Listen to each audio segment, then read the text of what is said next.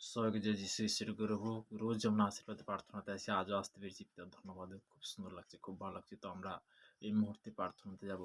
সর্বশক্তিমান ঈশ্বর পিতা, তোমার মহানামে ধন্যবাদ করি। পিতা স্বর্গ পিতা সিংহাসন পিতার পাদে তোমার চন্দ্রনে অসংখ্য ধন্যবাদ করি। যে সকল সন্তানের ইউটিউব ফেসবুক রুটিন অনুসারে রোজ তারা জীবিত করতে একটু মহামা আশীর্বাদ করবে। দেখো 2025 সাল আছে, দেখো আপনার সাল আছে 2026 সালে, দেখো ডবল ডবল তুমি আশীর্বাদ করো পিতা। পিতাকে সর্বদিকে যারা দেশ বিদেশ কিন্তু গর্ভের মধ্যে কাজের মধ্যে তাদের জন্য প্রার্থনা লাশ কভার করো, তাদেরকে তুমি সুরক্ষিত করো, তাদেরকে দীর্ঘ আশীর্বাদে পরিণত করো পিতা।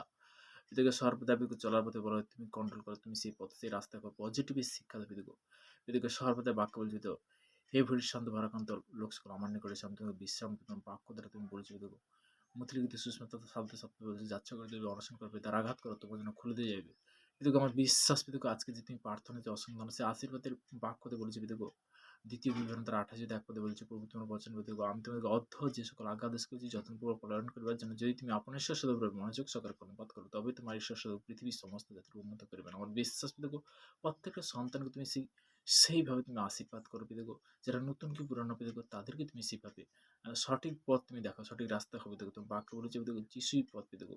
পিতাকে সর্বদা পিতাকে আজকে সেই জীবিত ঈশ্বরের নাম থেকে আমি আজকে সেই জীবিত ঈশ্বরের যে আরাধনাতে আসতে পেরেছি, তোমাকে অসংখ্য ধন্যবাদ করি পিতা পুত্র পবিত্র আত্মা নাম থেকে। তারা আমেন আমেন আমেন।